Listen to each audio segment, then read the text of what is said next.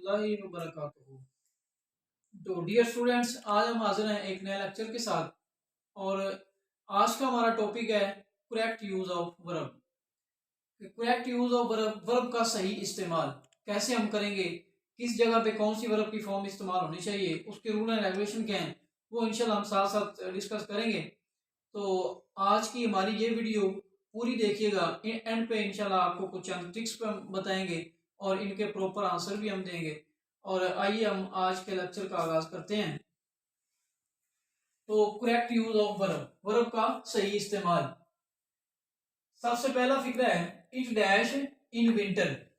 अब यहाँ पर अगर देखो इट डैश इन विंटर, अब इसका मतलब है कि विंटर्स का मतलब होता है मौसम सरमा, कि सर्दियों में एक कोई चीज रिपीट हो रही है। क्या रिपीट हो रहा है कि बार बार अगर कोई चीज की रेपिटेशन होती है, तो रेपिटेशन का मतलब होता है कि वो चीज हमारी प्रेजेंट इंडेफिनेट में चली जाती है। यानी प्रेजेंट में किसी चीज का रेपिटेशन का मतलब है कि वहां पर हमने फिर, अब यहाँ पर it dash in winter, it के बाद फिर हम क्या लगाएंगे, क्योंकि यहाँ पर रेपिटेशन हो रही है प्रेजेंट के अंदर, तो हमने क्या लगाना फिर it rains, RAINS, it rains in winter. Second sentence हमारा he dash in the sun for 1 hour, he dash in the sun for 1 hour. अब यहाँ पर आपको सबसे इंपॉर्टेंट चीज जो मैं आप डिस्कस करता चलूं, आपको वजाहत करता चलूं, यहाँ पर जो आपका फॉर यूज हुआ है, सिंस और फॉर, इसके बारे में आपको थोड़ा बता दूं कि सिंस और फॉर, सिंस और फॉर जो है जहां भी यूज होगा उस फिक्रे के अंदर हमेशा ये आपका एक नियम है, एक असूल है, हैज बीन या हैव बीन, ये तो हो गया आपका प्रेजेंट परफेक्ट कंटिन्यू, यानी हमेशा ये परफेक्ट कंटिन्यू में यूज होंगे। वो हैज बीन हो, हैव बीन हो या फिर हैड बीन हो। इसी तरह विल हैव बीन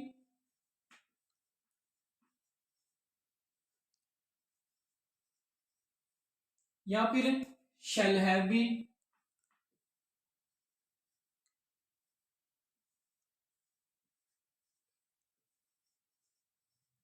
यानी जहां पर भी सिंस फॉर इस्तेमाल होगा तो वहां पर जो वर्ब की फॉर्म हम इस्तेमाल करेंगे ना, तो वहां पर अगर फिल इन द ब्लैंक छोड़ा हुआ वर्ब की फॉर्म को एडजस्ट करने के लिए, तो वहां पर हमेशा हमने इनके साथ वर्ब की फॉर्म लगानी है। और इनके साथ वर्ब की फॉर्म हमारी कौन सी आएगी, इनके साथ हमेशा आईएनजी वाली फॉर्म आती है।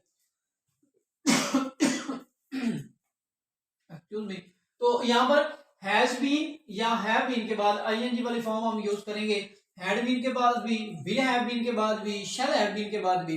तो यहाँ पर ये फॉर जो आपका इस्तेमाल हुआ है, इसकी वजह से सिंस या फॉर यहाँ पर period of time, point of time के लिए दोनों चीजें इस्तेमाल होती हैं। इसलिए यहाँ पर हमने क्या लगाना है, he dash he has been standing in the sun for 1 hour, कि वो पिछले 1 घंटे से सूरज की धूप में खड़ा था, सूरज में खड़ा था। सूरज में खड़े होने का मतलब है धूप में खड़ा था। He has been standing in the sun for 1 hour. अब नेक्स्ट स्टैंड पे चले जरा। नेक्स्ट सेंटेंस इज हमारा the Quaid-e-Azam dash very hard, the Quaid-e-Azam worked. हमेशा जब भी पास्ट जो आपकी पर्सनैलिटीज होती हैं, जो पर्सनैलिटी आपकी गुजर चुकी है, हमेशा उनके अगर वर्क को, उनके काम को, उनके हवाले से डिस्कस करेंगे तो पास्ट इंडेफिनिट में चले जाएंगे ना, हम पास्ट में बात करेंगे। तो जब पास्ट में बात करेंगे कायदे आजम के हवाले से, तो फिर वर्कड आएगा। कायदे आजम वर्कड वेरी हार्ड, तो कायदे आजम हमेशा सख्त मेहनत करते थे, तो यहाँ पर वर्कड का लफ्ज इस्तेमाल होगा। सेकंड फॉर्म लगेगी he dash to school every day. अब यहाँ पर एवरी डे का लफ्ज अगर देखो फिक्रे के सेंटेंस के आखिर में आपके पास एवरी डे यूज हुआ है, तो ये एवरी डे इस चीज को एक्सप्लेन कर रहा है कि कोई चीज जमाना हाल के अंदर बार बार रिपीट हो रही है। तो जब जमाना हाल में कोई चीज बार बार रिपीट हो, तो इसका मतलब है कि वो चीज प्रेजेंट इंडेफिनेट में, वहां पर हम फिर टेंस भी यूज करते हैं, प्रेजेंट इंडेफिनेट टेंस यूज करते हैं। और प्रेजेंट इंडेफिनेट टेंस में आपको बताया कि सब्जेक्ट के बाद वर्ब की फर्स्ट फॉर्म के साथ एसआईएस होता है। वो इस सूरत में कि अगर हमारे पास सब्जेक्ट थर्ड पर्सन सिंगुलर है और ये ही आपका थर्ड पर्सन सिंगुलर है, इसलिए ही के बाद हम क्या लगाएंगे, ही के बाद फिर हम जो वर्ब की फॉर्म यूज करेंगे वो हम करेंगे goes. He goes to school every day, वो हर रोज स्कूल जाता है। She dash the piano since 2 o'clock। यहाँ पर देखो ऊपर मैंने सिंस और फॉर को आपको एक्सप्लेन कर दिया है कि सिंस और फॉर होगा तो फिर हमने क्या यूज करना है, इसलिए अब यहाँ पर शी के साथ हमने क्या लगाना है, she has been playing the piano since 2 o'clock। I have already, यहाँ पर हैज और हैव इस्तेमाल होगा, हैड इस्तेमाल होगा, विल हैव इस्तेमाल होगा, वहां पर हमने हमेशा थर्ड फॉर्म यूज करनी है। तो already taken 3 cups of coffee. Good students always dash hard. अब गुड स्टूडेंट्स अच्छे तालिब इल्म, तो ये जमाना है, हाल के अंदर ही बात हो रही होती है कि हर जमाने में यानी जमाना प्रेजेंट में अच्छे तालिब इल्म जो है हमेशा ही सख्त मेहनत करते हैं, इसलिए गुड स्टूडेंट्स ऑलवेज वर्क। अब यहाँ पर हमने वर्क क्यों लफ्ज यूज किया, उसके साथ एस या एस क्यों नहीं लगाया, क्योंकि यहाँ पर आपके पास जो सब्जेक्ट यूज हो रहा था ये प्लूरल आ रहा है, यहाँ पर एस लगा हुआ है इसके साथ, स्टूडेंट सिंगल की बात नहीं हो रही बल्कि प्लूरल के बारे में बताया जा रहा है, जमा के बारे में बात की जा रही है, इसलिए यहाँ पर हमने वर्क इस्तेमाल किया है। They dash for London tomorrow. अब यहाँ पर टू मारो का जिक्र हुआ आने वाले वक्त का, तो हमने फिर यहाँ पर लगाएंगे will leave, they will leave for London tomorrow. आगे नेक्स्ट सेंटेंस है sentence number 9, it dash to rain an hour ago. अब यहाँ पर मैं आपको एक चीज की वजाहत करता चलूं कि जिस फिक्रे के आखिर में आपके पास ये अगो का लफ्ज आ जाए,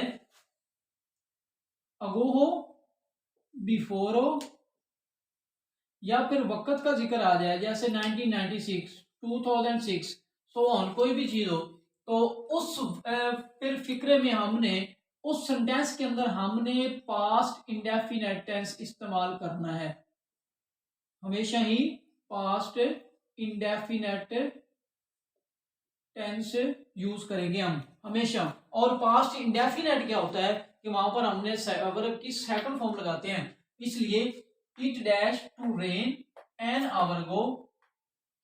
अब यहां पर हमने क्या लगाना है, began, BEGAN, it began to rain an hour go. The baby dash for milk no. अब यहाँ पर एक और उसूल आ गया, जिस फिक्रे के आखिर में नो आ जाए तो उसको हमने हमेशा वहां पर वर्ब की जो फॉर्म लगानी है वो प्रेजेंट कंटिन्यू की लगानी है। The baby is crying for milk no, यानी अब बच्चा जो है वो दूध के लिए चिल्ला रहा है, उसके रोने की और रीजन नहीं है बल्कि वो दूध की वजह से चिल्ला रहा है, उसे भूख लगी है मतलब। The baby is crying for milk no. They dash the poem, they have taught the poem. Number 12 है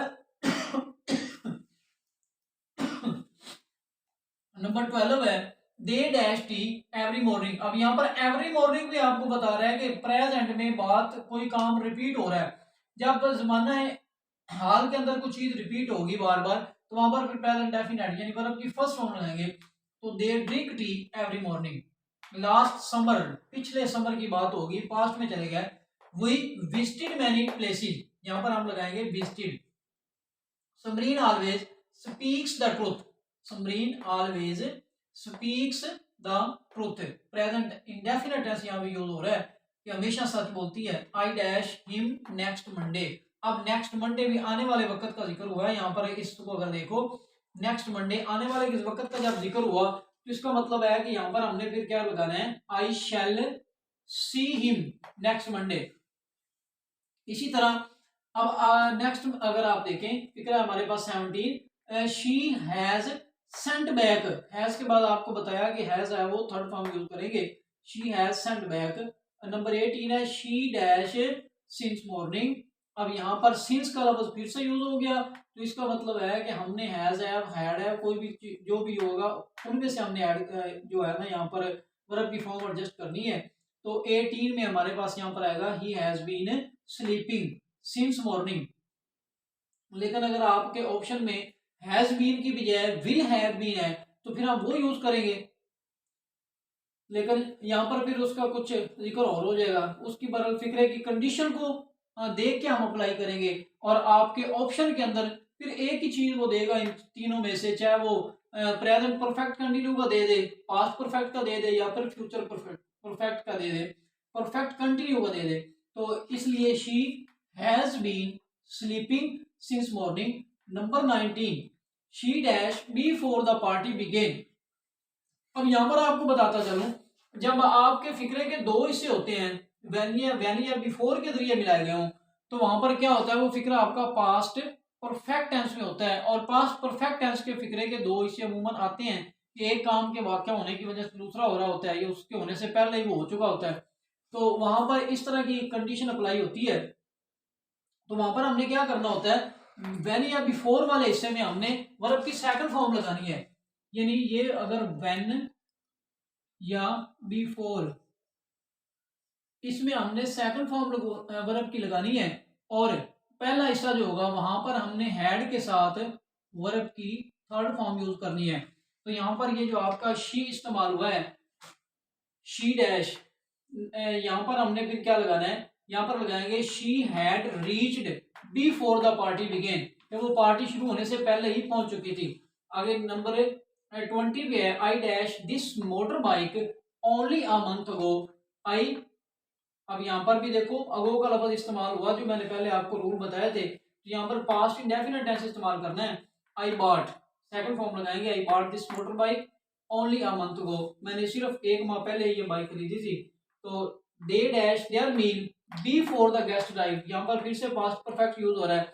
व्हेन या बिफोर हुआ, यहाँ पर सेकंड फॉर्म है, यहाँ पर हमने हैड के साथ थर्ड फॉर्म इस्तेमाल करनी है। तो they had taken their meal before the guest arrive. और नंबर 20 है, चिल्ड्रन विल बी शोन, यहाँ पर हम विल लगाएंगे, children will be shown around the zoo. अब ये जितने भी हमने सेंटेंस यूज किए, ये 22 आज के इस लेक्चर के अंदर हमने सेंटेंस डिलीवर किए हैं। और उम्मीद करता हूँ कि ये ज़रूर आपको समझ आए होंगे। और साथ में इनके आंसर मैं बताता गया हूँ, लेकिन आपको रिटर्न फॉर्म में दे देते हैं। तो ये इनके आंसर जो हैं ये आपको रिटर्न फॉर्म में नज़र आ रहे हैं सामने, नंबर के साथ उनका आंसर मैंने राइट कर दिया है, ताकि आप लोगों को इनको हल करते वक्त कोई प्रॉब्लम ना हो।